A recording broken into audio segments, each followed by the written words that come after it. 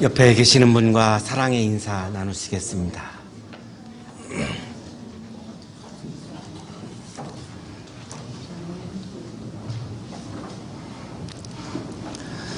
손택수님의 벚꽃 개화 예상도를 보며라고 하는 시입니다. 서귀포에 벚꽃이 피는 건 3월 17일 이번 주 토요일이죠. 어머니 사시는 부산 이기대 바다는 23일이다. 이기대 언덕에서 수목장을 한 아버지의 벚나무는 예상대로라면 그날 피었을 것이다. 바다를 건너오는데 무려 일주일이나 걸리다니. 벚나무는 동력선이 아니라 옛날 방식대로 돛담배를 타고 오나 보다. 그 일주일 동안 어머니는 바다가 보이는 언덕 위에 올라 수평선을 바라보고 있겠지. 이제나 저제나 벚나무에 상륙할 꽃들을 기다리고 있겠지. 세상에는 꽃의 속도로 잊어야 할 것들이 있어서 꽃의 속도가 아니면 잊을 수 없는 것들이 있어서 꽃은 천천히 피어납니다. 아주 꽃이 피어나는 속도는 매우 느립니다. 제주도 서귀포에서 피어난 벚꽃이 서울에서 피어나려면 오랜 시간이 필요합니다. 시인은 이것을 지금 꽃의 속도라고 그렇게 부르고 있습니다. 히브리인들은 이집트에서 430년 동안 노예로 살고 지금 가나안 땅을 향해서 가고 있습니다. 광야길을 천천히 걸어가면서 그동안 몸에 배어 있었던 그런 노예의 살, 노예의 모습, 노예의 생각, 노예의 습관 이런 것들을 청산하지 아니하면 가나안 땅에 가서 새로운 삶을 살아갈 수가 없습니다. 그들은 꽃의 속도로 천천히 걸어가면서 묵상하고 성찰하고 그리고 사유해야 할 것들이 참 많았습니다. 그러나 인간의 마음속에는 빠르리 조금이라도 빨리 자유의 땅에 들어가고 싶을 것입니다. 이것이 히브리인들의 내적인 그런 갈등이었습니다. 오늘 성서일과는 빨리 가고 싶어하는, 그러나 하나님의 입장에서는 꽃의 속도로 천천히 걸어가면서 청산해야 할 것이 있기에 천천히 걸어갈 것을 주문하는 이 갈등을 우리들에게 말씀해 주고 있습니다. 클레먼트 신학대학원의 큰임 교수는 폰나드라고 하는 아직 역사상 이 사람을 뛰어넘은 구약학자는 없습니다. 폰나드라고 하는 구약성서학자의 제자인데 이분이 오경의 구성이라고 하는 책을 통해서 출애굽기, 레위기, 민수기, 신명기를 우리가 정확하게 읽기 위해서는 시내산과 모압이라고 하는 두 지점을 가지고 이 성경을 읽지 아니하면 정확하게 읽기가 어렵다라고 하는 그런 주장을 했습니다. 이집트에서 시내산까지를 기록해 놓은 성경이 출애굽기, 레위기, 민수기 1장에서 10장까지의 말씀이고, 그리고 이제 시내산에서 모압까지의 말씀을 기록해 놓은 것이 민수기 10장부터 신명기까지라고 그렇게 구분을 해 놓았습니다.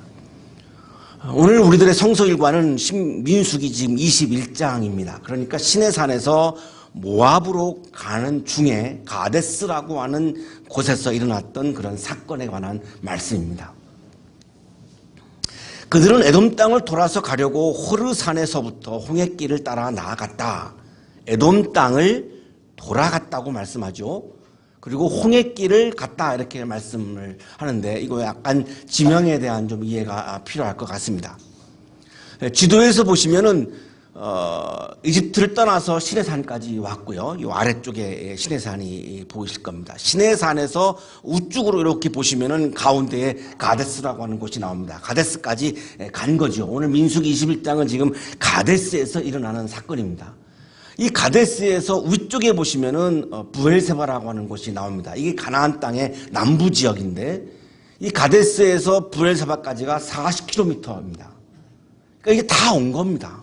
40km만 더 가면 이제 꿈에 그리던 그 가나안 땅, 자유의 땅에 지금 들어가는 건데, 문제는 이 가데스에서 브엘세바로 가려면 에돔 땅을 지나가야 합니다. 에돔 땅을 거치지 않으면 이 길을 걸어갈 수가 없습니다. 이거를 왕의 대로라고 불리우는 아주 굉장히 넓은 그 대로이고, 지금도 이 왕의 대로라고 불리우는 길이 지금도 있습니다만, 이 왕의 대로로 지금 가야 되는데, 이 에돔의 왕이 이거를 허락을 하지 않는 겁니다. 그래서 지도에 보시면은 다시 오른쪽으로 아래로 내려오죠. 이 아래로 내려온 이유가 이 에돔을 거치지 않고서 갈 수 있는 길은 바란 광야라고 하는 아주 험하고 거칠는 이 광야길을 가지 않을 수가 없는 거죠. 왕의 대로가 아니면 이 광야길 외에는 다른 길이 없습니다. 그래서 이 가데스에서 다시 바란 광야로 돌아가는 것을 지금 우리 오늘 본문이 홍해길이라고 지금 그렇게 표현을 하고 있는 겁니다. 에돔 왕이 이렇게 거부합니다. 그러나 에돔 왕은 모세에게 다음과 같이 화답하였다. 당신은 절대로 나의 땅을 지나가지 못할 것이요, 지나가려고 꾀한다면 우리는 칼을 들고 당신을 맞아 싸우러 나갈 것이요. 이 에돔은 에서의 후예입니다. 지금 히브리인들은 야곱의 후손이죠. 이 에서와 야곱은 형제죠. 형제 나라이기 때문에 들어줄 줄 알았는데 의외로 거부를 했습니다. 그런데 이 모세 입장에서 형제 국가 전쟁을 하기는 싫은 겁니다. 그래서 할 수 없이 이 리더 모세가 백성들을 끌고 지금 바란 광야로 접어드는 겁니다. 어쩔 수 없습니다. 다른 방법이 없습니다. 신명기 2장 1절입니다. 우리는 주님께서 명하신 대로 방향을 바꾸어서 홍해로 가는 길을 따라 광야에 들어섰으며 여러 날 동안 세일산 부근에서 떠돌았습니다. 이 모세의 아주 훌륭한 부분이 나오는데요. 주님께서 명하신 대로 방향을 바꾸어서 홍해로 가는 길을 따라 이 에돔 왕이 거절해서 바란 광야로 가는 이 상황을 모세는 어떻게 해석하고 있냐면 이거를 하나님의 명령, 하나님의 뜻, 하나님의 섭리로 받아들이고 있어요. 이것이 모세의 굉장한 위대한 믿음인 거죠. 그래서 그렇게 선택을 해서 나아가는데 길을 걷는 동안에 백성들은 마음이 몹시 조급하였다. 자, 이것이 이제 문제였습니다. 빨리 가나안 땅에 들어가고 싶은데 광야길로 걸어가니까 백성들의 마음이 조급해지는 거죠. 이 조급함으로부터 이제 아주 엄청난 문제가 발생하기 시작합니다. 왜 이들이 보급했을까요? 하나님을 믿지 못하는 거죠. 모세처럼 이 백성들은 하나님을 믿을 수가 없는 거예요. 그러니까 지금 조급한 거죠. 그 속도를 정하는 것, 가나안 땅을 들어가는 시점을 정하는 것은 하나님이 정하시는 건데 자신들이 내가 정하고 싶은 거죠. 나의 시간의 기준으로 볼 때는 조급한 거죠. 하나님의 시간의 기준으로 볼 때는 너무나 정상적인 건데 나의 시간의 개념으로는 조급한 거죠. 자, 이것이 뭐냐면 불신앙인 겁니다. 들어가는 시간을 내가 정하겠다라고 하는 거죠. 이 조급한 마음이 바로 이 불신앙의 출발이었습니다. 벚꽃이 피어나는 시간을 우리가 정할 수 없습니다. 아기가 태어나는 시간을 우리가 정할 수 없습니다. 그거를 오늘 손택수 시인은 꽃의 속도라고 그렇게 부르고 있는데 하나님의 속도와 같은 그런 의미이죠. 그래서 백성들이 하나님과 모세를 원망합니다. 어찌하여 우리를 이집트에서 데리고 나왔습니까? 자, 이 원망과 불평을 우리가 주목해서 지금 보아야 할 대목인데요. 이게 뭐 대단한 거 아니지 않습니까? 우리가 생각할 수 있는데요. 그렇지 않습니다. 자, 원망했죠? 불평했죠? 이게 어디서 나온 거냐면 불신앙에서 나온 거죠. 하나님의 결정에 대해서 승복할 수 없는 거죠. 하나님이 결정하는 시간에 대해서 승복하지 못하는 거죠. 그래서 지금 원망과 불평이 나오는 겁니다. 모세는 그거를 하나님의 명령으로 받아들였는데 그것을 우리는 신앙이라고 부르는 거죠. 이 광야에서 우리를 죽이려고 합니까? 먹을 것도 없습니다. 마실 것도 없습니다. 하나님이 만나도 주셨고 메추라기도 주셨고 바위에서 물도 주셨지만 이 이스라엘 백성들 눈에는 그것이 보이지 않습니다. 그래서 없다는 거죠. 이 보잘것없는 음식은 이제 진저리가 납니다. 이 만나가 음식이라고요? 이게 무슨 음식입니까? 더 이상 이제 우리는 이거 먹지 못하겠습니다. 이걸 어떻게 음식이라고 주십니까? 아주 굉장한 아주 감정적으로 지금 막 이렇게 불평하고 원망을 하고 있습니다. 이 보잘것 음식이라고 하는 단어는 히브리어로 카차 발레임인데 이 랍비들은 만나를 가리킨다고 그렇게 주장을 합니다. 만나를 주시고 물을 주시는데도 불구하고 원망과 불평을 하고 있는 모습을 지금 우리가 보고 있습니다. 이 원망과 불평이 대수롭지 않다라고 우리가 생각할 수도 있습니다. 자, 구약 성서학자인 폰나드는 이렇게 이야기합니다. 광야 전승에 통일된 그리고 핵심적인 한 주제는 불평 주제라고 할 수 있을 것이다. 폰나드라고 하는 성서학자는 이 불평 원망을 매우 중요한 이슈로 다루고 있습니다. 저는 공감하지 않을 수 없습니다. 다음 이어지는 본문 때문에 그렇습니다. 그러자 주님께서 백성들에게 불뱀을 보내셨다. 그것들이 사람을 무니 이스라엘 백성이 많이 죽었다. 자, 하나님이 불뱀을 보내서 이스라엘 사람들을 죽게 했습니다. 뭐 때문이죠? 원망과 불평에 대한 하나님의 심판이었습니다.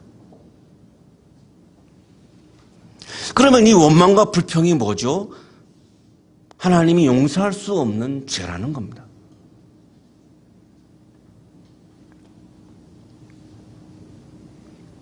저는 어려서부터 교회에서 목회자의 자녀로 자라났고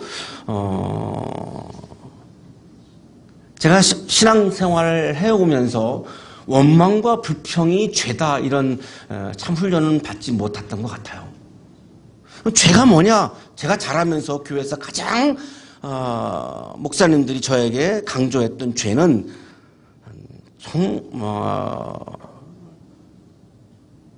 사실 이게 좀 어처구니 없다라고 제가 표현할 수밖에 없는데요. 드링킹, 스모킹입니다. 그것만 안 하면 너는 의로운 사람이야 라고 훈련받았어요. 이 본문을 읽으면서 저는 굉장히 당황하지 않을 수가 없어요. 만약에 히브리인들이 드링킹, 스모킹 했으면 불뱀을 보낸 하나님이 죽이셨을까요? 하나님이 지금 이스라엘 사람들을 죽이고 있는 것은 원망과 불평 때문에 죽이고 있습니다. 그러면 원망과 불평이 아주 가장 큰 죄라고 하는 것을 말씀하고 있는 거죠.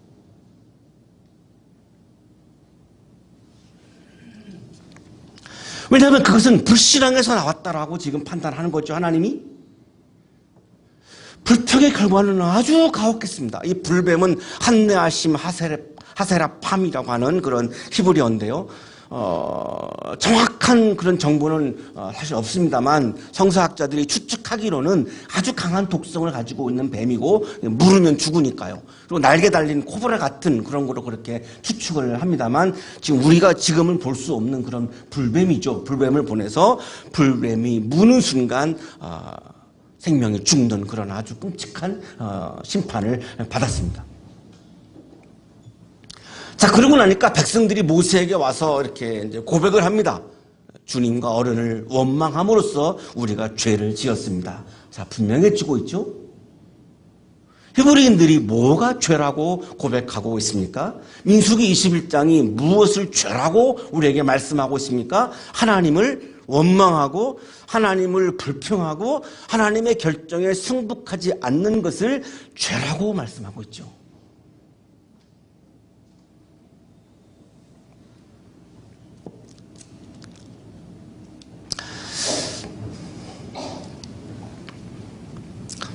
조직신학자 중에 폴티일리의 죄론을 좀 살펴보지 않을 수가 없는데요.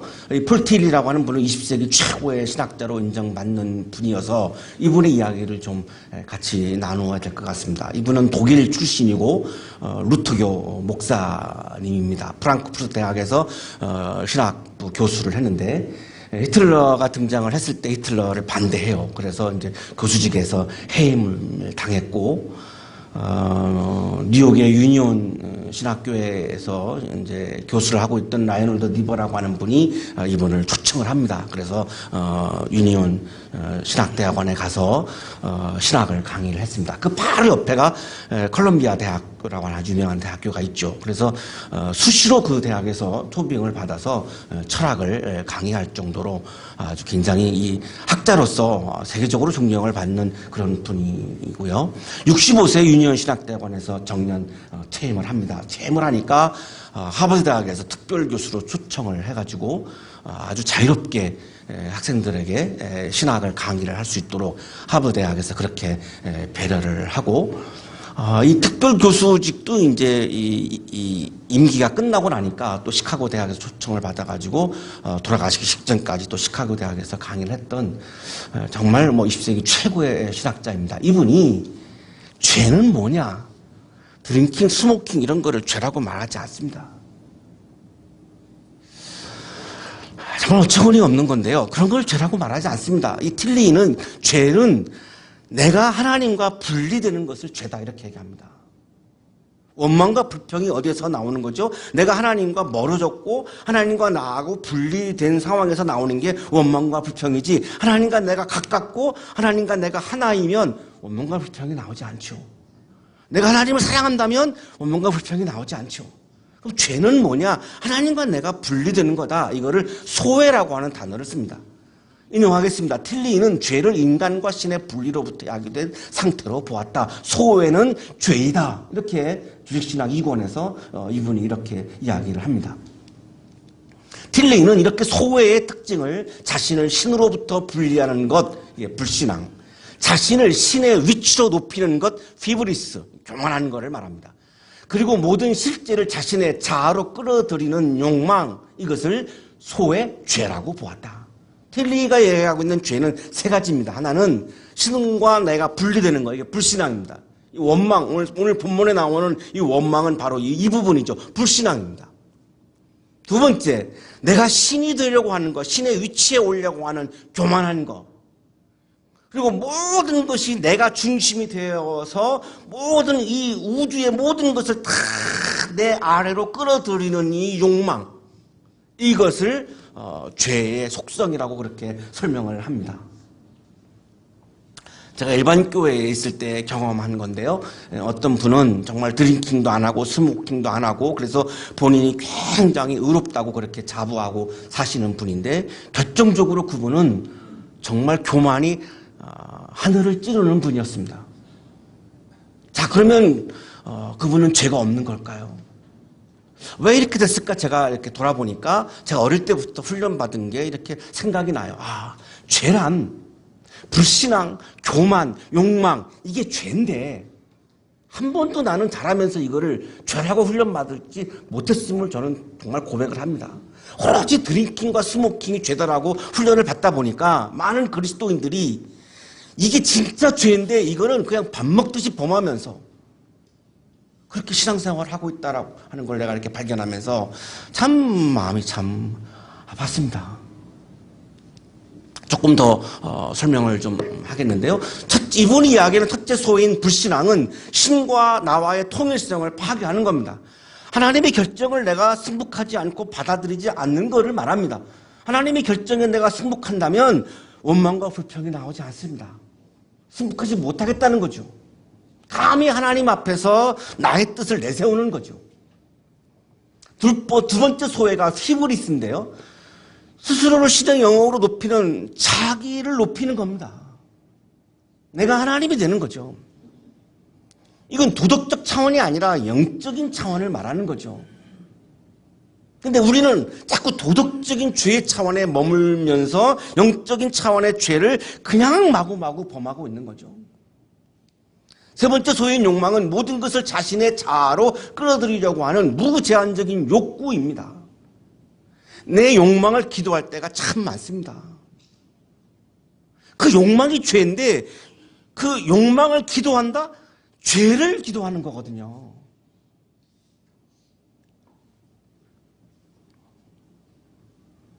자, 이 틸리라고 하는 신학자의 이 죄론을 우리가 보면은 지금 히브리인들은 하나님을 원망함으로써 하나님과의 통일성을 파괴하고 하나님을 믿지 못하고 하나님의 결정에 승복하지 못하는 이 결정적인 틀리가 얘기하고 있는 맨 첫 번째 나오는 그 죄를 범했고, 이들은 지금 그 원망이 우리가 죄라고 고백을 하고 있어요. 우리가 죄를 지었습니다. 무슨 죄요? 그 앞에 보시면 원망함으로써, 원망이 하나님을 원망하는 것이 죄다 이렇게 고백하고 있죠. 다행스럽게도 이들은 우리가 하나님을 원망하는 것이 죄입니다라고 이렇게 고백을 하고 있습니다. 우리가 예배 자리에 나와서 하나님 앞에 내가 죄를 지었습니다라고 고백하는 그 내용이 뭐가 돼야 할까요? 하나님을 원망하고 하나님을 믿지 못하고 하나님의 결정에 승복하지 못하는 것, 이것을 내가 죄를 지었습니다. 이것이 맨 처음으로 우리가 고백해야 하는 죄임을 민수기 21장 7절이 우리에게 지금 말씀해 주고 있는 거죠. 이 뱀이 우리에게서 물러가게 해달라고 주님께 기도하여 주시기 바랍니다. 죄의 고백을 하고 나서, 중요한 부분은요, 이들이 죄의 고백을 하고 나서예요. 죄의 고백 없이 그냥 우리를 위해서 기도해 주세요 이렇게 말하는 것이 아니라 죄의 고백을 한 다음에 요청하는 거죠. 우리를 위해서 기도해 주세요. 이 불뱀이 물러갈 수 있도록 기도해 주세요. 우리를 살려주세요 이렇게 고백을 하는 거죠. 죄의 고백 다음에 나온 간구이죠. 그래서 모세가 백성들을 살려달라고 기도를 합니다. 그때 주님께서 모세에게 말씀합니다. 너는 불뱀을 만들어 기둥 위에 달아 놓아라. 너는 불뱀을 만들어 기둥 위에 달아 놓아라. 물린 사람은 누구든지 그것을 보면 살 것이다. 불뱀에 물려서 죽었는데 하나님은 불뱀을 구리로 만들어서, 노수로 만들어서 그거를 세우라라고 말씀을 하세요. 그래서 모세가 구리로 뱀을 만들어서 그것을 기둥 위에 달아 이렇게 놓았습니다. 우리가 지금 보고 있는 그림이 티소라고 하는 화가가 그린, 지금 모세가 이렇게 구리로 불뱀을 만들어서 이렇게 세워놓고 백성들이 지금 이거를 보게 하고 있는 그런 그림입니다. 불뱀에 물린 사람들이 그 구리로 만든 그 놋뱀을 쳐다보았을 때 모든 사람들이 살아났습니다. 아멘을 안 하시는 거 보니까 불뱀에 안 물리셨기 때문에 나하고는 관계없다라고 생각하시는 것 같은데요. 죄의 고백이 있었을 때, 나는 죄를 지었습니다라고 하는 죄의 고백이 있었을 때 하나님은 치유로 응답하신 사건입니다. 우리가 영적인 치유도 필요하고요, 정신적인 치유도 필요하고, 또 우리 중에는 지금 육신의 치유도 필요한 분들이 많습니다. 저도 역시 마찬가지고요. 언제 우리가 하나님께서 나에게 치유와 부활의 은총을 주시는가? 죄의 고백이 있었을 때에만 가능한 것이 치유와 부활의 은총이라고 하는 하나님의 응답입니다. 그 죄는 불신앙이 가장 핵심적인 죄입니다. 그 불신앙은 하나님의 결정에 내가 승복하지 못하는 것, 그것입니다. 우리가 지금 사순절을 걸어가고 있습니다. 한 6주간 걸어가고 있습니다. 광야를 걸으면서 이스라엘 사람들이 마음이 상하기도 하고 하나님을 향해서 불평과 불만을 털어놓기도 하고 고초를 겪었던 것처럼 우리도 사순절의 길을 걸어가면서 마음이 상하기도 하고 하나님을 향해서 불평을 하기도 하고 또 예상치 못한 고초를 겪기도 합니다. 부활절을 향해서 꽃의 속도로, 벚꽃이 피어나는 그 꽃의 속도로 천천히 이 사순절의 길을 우리가 걸어가면서 나의 죄를 고백하고 회개할 때에 불신앙의 죄, 교만의 죄, 욕망의 죄, 이런 죄들을 내가 고백하고 회개할 때에 치유와 부활의 은총은 꽃의 속도로, 벚꽃이 피어나는 것처럼 꽃의 속도로 우리 모두에게 다가오게 될 것입니다. 치유와 부활의 은총을 경험하는 2018년 부활절이 되시기를 주님의 이름으로 축복합니다. 거룩하신 주님, 사순절을 걸어가고 있는 우리들에게 회개의 마음을 주옵소서. 하나님의 결정에 승복하지 못한 것, 내가 하나님이 되려고 했던 것, 무제한적인 욕망을 품고 기도했던 것, 이 사순절의 길을 우리가 천천히 걸어가며 하나하나 천천히 주님 앞에 내가 죄를 지었습니다라고 죄의 고백을 할 수 있는 사순절의 길이 되게 하여 주옵소서. 그때 주님께서는 치유와 부활의 은총을 꽃의 속도로 우리에게 허락해 주실 것을 믿습니다. 한양대학교 속해 있는 우리 모든 식구들 부활절 아침 치유와 부활의 은총을 경험하는 부활절이 될 수 있도록 은혜 내려 주옵소서. 예수 그리스도의 이름으로 기도하옵나이다.